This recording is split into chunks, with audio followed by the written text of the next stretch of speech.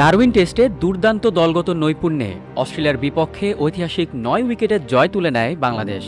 আর এরই পুরস্কার স্বরূপ আইসিসির সবশেষ র্যাঙ্কিংয়ে বড় সাফল্য পেয়েছেন বাংলাদেশের লাল বলের তারকারা।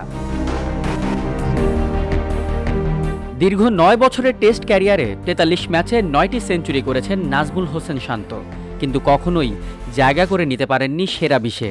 ডারউইনে প্রথম ইনিংসে ৮৪ রানের দুর্দান্ত এক ইনিংস খেলেন এই টাইগার অধিনায়ক। তারই সুবাদে টেস্ট ব্যাটিং র্যাঙ্কিংয়ে ৯ ধাপ এগিয়ে ক্যারিয়ার সেরা ৬৫৯ রেটিং পয়েন্ট নিয়ে প্রথমবারের মতো ২০ নম্বরে উঠে আসেন শান্ত। অন্যদিকে ডারউইন টেস্টের একমাত্র ইনিংসে ০ রানে সাজঘরে ফিরে র্যাঙ্কিংয়ে ৫ ধাপ নেমে গেছেন লিটন দাস। নতুন র্যাঙ্কিংয়ে তার অবস্থান ২৮তম। তবে প্রথম ইনিংসে ৪৯ ও দ্বিতীয় ইনিংসে অপরাজিত ৩০ রান করে উল্টো ৫ ধাপ এগিয়েছেন মমিনুল হক। বর্তমানে ৩১তম স্থানে আছেন এই বাঁহাতি ব্যাটার। এদিকে প্রথম ইনিংসে দুর্দান্ত সেঞ্চুরি করা তানজিদ হাসান তামিম এক লাফে এগিয়েছেন ৮৪ ধাপ। মাত্র ২ টেস্ট খেলা এই ব্যাটার আছেন ৮৮ নম্বরে। র্যাঙ্কিংয়ে ৩ ধাপ এগিয়ে ৫৮তে উঠে এসেছেন ওপেনার সাদমান ইসলাম।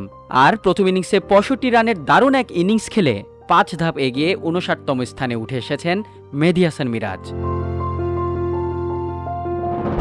বাংলাদেশের ব্যাটারদের মধ্যে সেরা অবস্থান ধরে রেখেছেন অভিজ্ঞ ব্যাটার মুশফিকুর রহিম। ২১ বছরের ক্যারিয়ারে প্রথমবারের মতো অস্ট্রেলিয়ায় টেস্ট খেলে একমাত্র ইনিংসে ৩৬ রানে আউট হন তিনি। ৩৯ বছর বয়সী এই ব্যাটার আছেন ১৮ নম্বরেই। টেস্ট বোলিং র্যাঙ্কিংয়ে বাজিমাত করেছেন হাসান মাহমুদ।